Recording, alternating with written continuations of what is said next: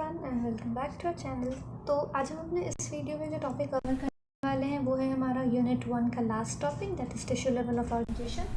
इसके साथ हमारा फर्स्ट यूनिट ख़त्म भी हो जाएगा यहाँ पे, ठीक है। तो इसमें भी जितने नोट्स हैं वो सारे नोट्स आपको डायग्राम के साथ नीचे डिस्क्रिप्शन में लिंक होगा, जो लिंक से मिल जाएगा। आप वहाँ से जाके डाउनलोड कर सकते हो और आगे पढ़ सकते हो, यस, ठीक है।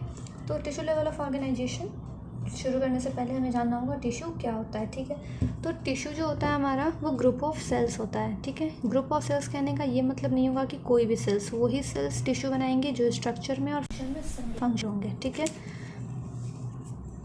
तो ये होता है हमारा टिश्यू। टिश्यू हमारे मेनली 4 टाइप्स के होते हैं: connective tissue, nervous tissue, muscular tissue and epithelial, ठीक है। इन सारों को हम लोग बारी बारी से देखेंगे। फर्स्ट हम लोग देखते हैं कनेक्टिव टिश्यू। कनेक्टिव टिश्यू क्या होता है? वो टिश्यू जो कनेक्ट कर रहा हो। किसे कनेक्ट करेगा? बहुत सारे जो हमारे बॉडी में जितने ऑर्गन्स हैं, ऑर्गन टू ऑर्गन कनेक्ट करना, ऑर्गन को टिश्यू से कनेक्ट करना, तो ये सारा जो कनेक्शन का काम है और सपोर्ट का काम है, ये सारा हमारा कनेक्टिव टिश्यू देखता है, ठीक है। ये हमारे बॉडी में वाइडली डिस्ट्रीब्यूटेड होते हैं। दैट मीन्स कि हमारे बॉडी का ऐसा कोई भी एरिया नहीं है जहाँ पे कनेक्टिव टिश्यू प्रेजेंट नहीं होगा। किसी किसी फॉर्म में ही सही, पर कनेक्टिव टिश्यू हर जगह प्रेजेंट होता है। इसमें हमारा प्रेजेंट होते हैं fibroblast, macrophage, mast cell, B lymphocyte. ये सारे बहुत इंपॉर्टेंट सेल है। सारे सेल्स का अलग अलग फंक्शन होता है। फाइब्रोब्लास्ट फाइबर फॉर्म करता है, मैक्रोफेजेस फाइगोसाइटोसिस करता है, मास्ट सेल एलर्जिक रिएक्शन के अगेंस्ट में प्रोड्यूस होता है, बी लिम्फोसाइट हमारा इम्यूनिटी बनाता है, ठीक है। कनेक्टिव टिश्यू का ओरिजिन क्या होता है? कनेक्टिव टिश्यू हमारा मेसोडर्मल इन ओरिजिन होता है। ये 1 मार्क्स या फिर MCQs में आ जाते हैं कनेक्टिव टिश्यू का ओरिजिन, तो ये ध्यान रखना। कनेक्टिव टिश्यू का location: meninges, tendon, ligament, cornea, blood vessels, intervertebral disc, bone marrow, extra cellular matrix etcetera.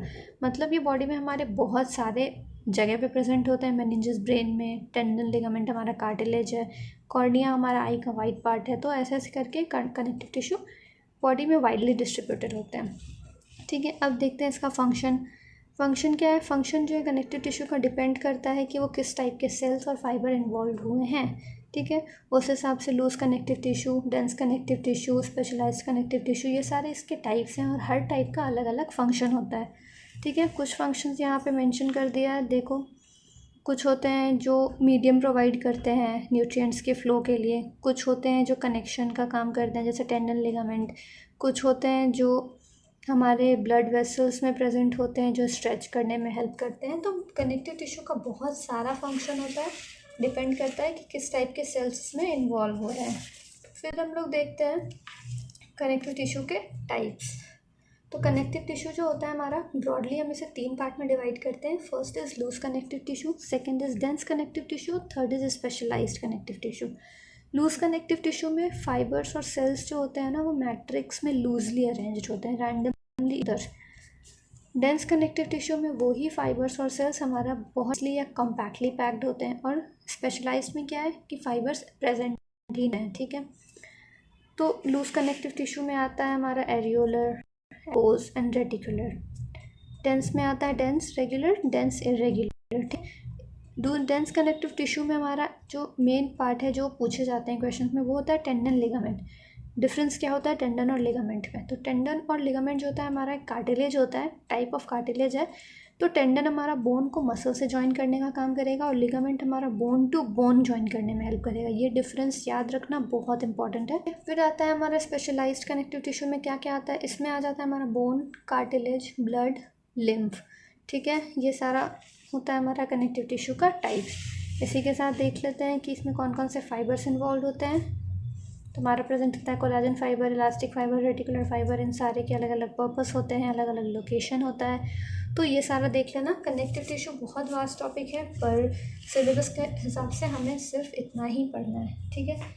लेकिन जो हमारा टिश्यू आता है वो है हमारा नर्वस टिश्यू। नर्वस टिश्यू जो हमारे नर्वस सिस्टम में प्रेजेंट होगा। नर्वस सिस्टम हमारा कौन सा पार्ट हो गया? हमारा CNS और PNS वाला पार्ट, ठीक है। तो ये हमारा जो होता है वो मेन टिश्यू होता है जो हमारे बॉडी के जितने फंक्शन है उसको मॉनिटर करता है, उसको रेगुलेट करता है, ठीक है।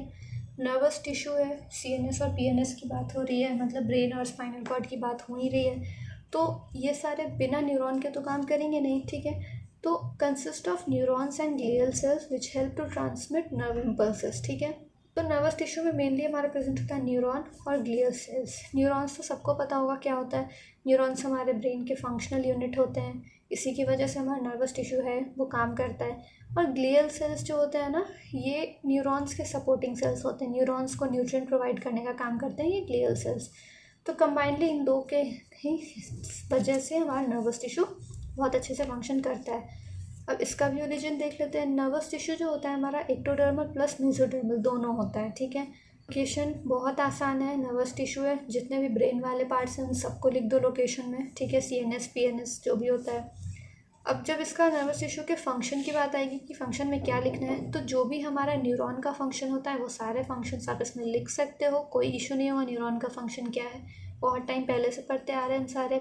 न्यूरॉन्स क्या है, स्ट्रक्चर फंक्शनल यूनिट है ब्रेन का। काम क्या है, जनरेट करता है और रिसीव करता है signal in the form of impulses, ठीक है। कम्युनिकेशन इंटीग्रेशन में हेल्प करता है, इलेक्ट्रिकल इंसुलेशन प्रोवाइड करता है हमारे नर्व सेल्स को। तो ये हमारा नर्वस टिश्यू का हो गया फंक्शन। अब नर्वस टिश्यू के टाइप्स क्या होते हैं, बेसिकली हम लोग 4 में डिवाइड करते हैं, ठीक है। अब ये 4 कौन कौन से हैं, एक होता है हमारा मोटर नर्व, दूसरा होता है सेंसरी नर्व, तीसरा होता है ऑटोनॉमिक एंड फोर्थ होता है क्रैनियल। मोटर नर्व का काम क्या होता है कि ये सिग्नल को जो है ना वो ब्रेन से मसल तक लेके जाता है। और सेंसरी मतलब सेंस कर रहा है, सेंस हम ब्रेन से नहीं करते, सेंस हम अपने मसल से करते हैं, अपने स्किन से करते हैं, ठीक है। तो सेंसरी नर्व्स क्या होता है, मसल से ब्रेन के पास सिग्नल लेके आएगा। ऑटोनॉमिक नर्व्स क्या होते हैं, ऑटोनॉमिक नर्व्स में आ जाता है हमारा सिंपैथेटिक और पैरासिम्पैथेटिक, नॉर्मल एबनॉर्मल या इमरजेंसी कंडीशंस में एक्टिव रहते हैं।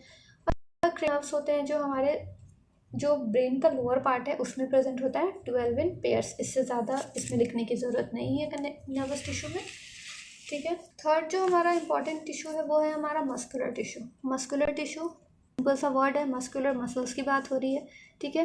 तो ये हमारा एक स्पेशलाइज्ड टिश्यू होता है जो प्रेजेंट होता है थिन और एलोंगेटेड सेल्स का। पतले पतले से लंबे लंबे से सेल्स होंगे जो जिसे हम लोग मसल फाइबर भी बोलते हैं। तो मसल फाइबर से बने होते हैं हमारे मसल टिश्यू। मसल फाइबर है, फाइबर प्रोटीन इन नेचर का होता है। तो ये बहुत सारे मसल फाइबर जो है बंडल फॉर्म करके हमारा मस्कुलर टिश्यू का फॉर्मेशन करते हैं। मस्कुलर टिश्यू का ओरिजिन क्या है, मेसोडर्मल। याद रखना इसे बहुत आसान है, जैसे muscular tissue M, mesodermal in origin, मतलब इसका M सिमिलर होगा, muscular tissue mesodermal in origin. Muscular tissue है, लोकेशन बहुत सिंपल है, पूरे बॉडी में प्रेजेंट होता है, ठीक है। अब इसमें भी वही बात आ जाएगी कि जिस टाइप के सेल्स इन्वॉल्व, जिस टाइप के टिश्यू इन्वॉल्व हो रहे हैं उस हिसाब से इसका लोकेशन होता है। ये हम लोग इसके टाइप्स में देखेंगे कि ये क्या कहना चाह रहा है। देखो मस्कुलर टिश्यू का फंक्शन क्या होता है, ये जो एक मसल बंडल होता है वो सेम टाइप के नर्व बंडल से कनेक्टेड होगा, ठीक है।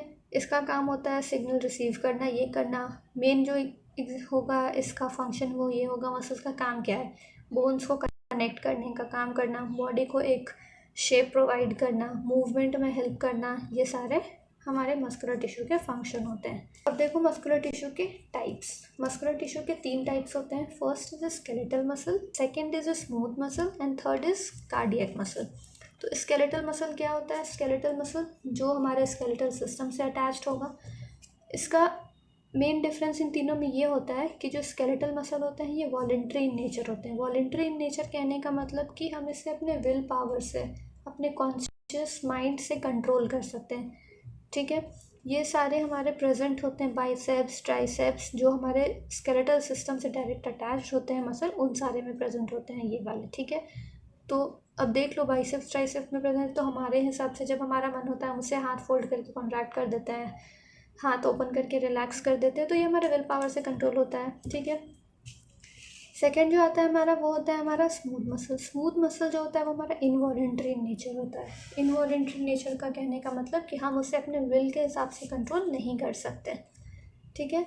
ये जितने भी हमारे इंटरनल ऑर्गन्स होते हैं जिसे हम लोग विसरल ऑर्गन्स भी बोलते हैं, ये सारे उन ऑर्गन्स में प्रेजेंट होता है हमारा स्मूथ मसल।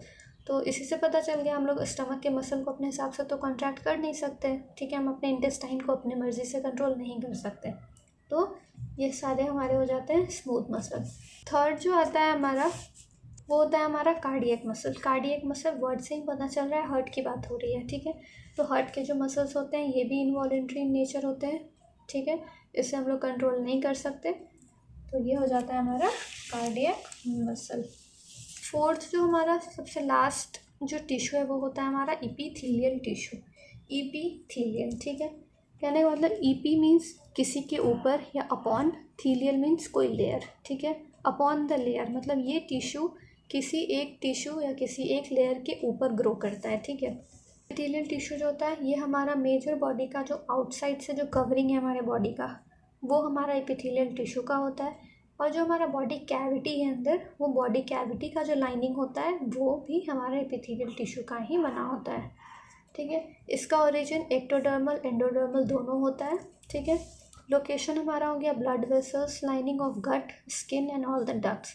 ब्लड वेसल्स का जो लाइनिंग है वो हमारा एपिथेलियल टिश्यू का होता है, गट की लाइनिंग हमारी एपिथेलियल की होती है, हमारा जो पूरे बॉडी का स्किन है वो पूरा का पूरा एपिथेलियल टिश्यू का बना है, और जितने भी हमारे डक्ट्स होते हैं, डक्ट्स क्या होते हैं, अंदर जो भी ग्लैंड्स हैं उसके जो ट्यूब्स होते हैं जिससे सिक्रीशन आता है वो सारे भी हमारे एपिथेलियल टिश्यू के ही बने होते हैं। अब जैसे एपिथेलियल टिश्यू का पता है हमारे बॉडी के आउटसाइड और इनसाइड से कवरिंग का काम करता है, तो उस अकॉर्डिंग फंक्शन भी इसका लिख सकते हो आप लोग, क्या है, ट्रांसपोर्ट करने में, एब्जॉर्ब करने में, सिक्रीशन में, प्रोटेक्शन में, डिफ्यूजन में, इन सारे फंक्शन में हेल्प करता है हमारा एपिथेलियल टिश्यू। इसके बहुत सारे डिवीजन सब डिविजन्स होते हैं, उतना सारा इंपॉर्टेंट नहीं है, ठीक है।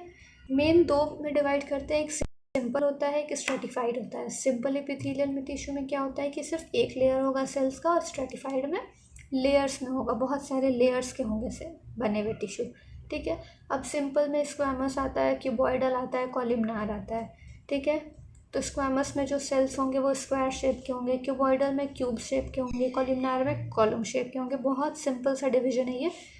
इसके लोकेशंस में कुछ समझने जैसा है नहीं, ठीक है, कि क्या इसका फंक्शन क्या है, नहीं है। इसका लोकेशन आपको सिंपली से याद ही करना होगा। जैसे स्क्वैमस है ब्लड वेसल्स में, क्यूबॉइडल है। एक जो मैंने जब पढ़ा था उस अकॉर्डिंग जो मैंने अपना सिंपल सा डेफिनेशन कर रखा था जिससे मुझे याद रहता था वो ये था कि जो क्यूबॉइडल होते हैं और कॉलमनार, इसका लोकेशन इससे आपको याद हो जाएगा। क्यूबॉइडल जो होंगे उसके शेप छोटे छोटे होंगे, कॉलमनार के लंबे लंबे होंगे। तो इसका क्यूबॉइडल का जो लोकेशन होगा ना वो बॉडी के हर उस जगह पे डाल देना, ठीक है, लोकेशन जिसके जो डक्ट्स होंगे ना वो बहुत नैरो नैरो होंगे। मतलब जैसे देखो किडनी की लाइनिंग, किडनी के जितने सेल्स हैं वो सारे बहुत माइन्यूट सेल्स हैं ना, तो उसके डक्ट्स भी काफ़ी थिन होंगे, तो वो सारे थिन में ये छोटे छोटे सेल्स वाले क्यूबॉइडल को डाल देना। और कॉलमनार सेल्स हैं, दैट मीन्स कि वो जो सेल्स हैं बहुत बड़े होंगे, तो बॉडी का जो जितना हमारा वो वाला पार्ट है जिसका डायमीटर जो बहुत ब्रॉड सा हो, ठीक है, उसमें डाल देना। ये जैसे डाइजेस्टिव ट्रैक्ट थोड़ा मोटा सा होगा, रेस्पिरेटरी ट्रैक्ट वो सब हमारा थोड़ा थिक सा है, ब्रॉड उसका गट होता है, तो उसमें डाल देना कॉलमनार वाले। फिर आ जाता है हमारा ट्रांजिशनल वो होता है जो स्ट्रेच करे, तो वो सारे ऑर्गन्स डाल दो जो स्ट्रेच कर रहा होता है। जैसे यूरिनरी सिस्टम का जो भी पार्ट है वो सारा स्ट्रेच तो करता ही है, तो वो हो गया हमारा ट्रांजिशनल में। केराटिनाइज्ड वो होता है जिसके टॉप पे, जिसके एपेक्स पे केराटिन प्रेजेंट होगा, ठीक है।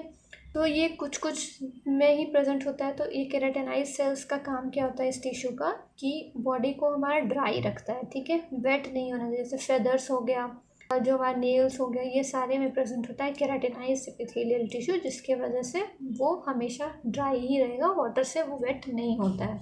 यूरोस्ट्रेटिफाइड है, ये हमारे जितने भी रेस्पिरेटरी पैसेज होते हैं उसमें प्रेजेंट होते हैं। तो ये सारा टाइप्स है, टिश्यू के 4 टाइप्स हमारे हो गए। जैसा कि बताया था कि लास्ट वीडियो में हम लोग बेसिक एनाटॉमिकल टर्मिनोलॉजी भी कवर कर लेंगे, तो एग्जाम्स में पूछा तो नहीं जाता, आज तक पूछा तो नहीं गया है, बट सिलेबस में था, तो ये नोट्स में मेंशन करा हुआ होगा, आप वहाँ से पढ़ सकते हो, ठीक है, डाउनलोड कर लेना। जितने भी एनाटॉमिकल टर्म्स हैं बेसिक वाले वो सारे इसमें मेंशन कर रखे हैं, तो आप वहाँ से जाके आराम से इसे देख लेना। इन सारे नोट्स के लिंक आपको नीचे डिस्क्रिप्शन में मिल जाएंगे, वो सारे नोट्स विद डायग्राम आपको मिलेंगे वहाँ पे, तो आप वहाँ से जाके डाउनलोड कर सकते हो, पढ़ सकते हो। और इसी के साथ हमारा फर्स्ट यूनिट HAP का ओवर हो गया। नेक्स्ट वीडियो में हम लोग मिलेंगे सेकेंड यूनिट के साथ। Thanks for watching.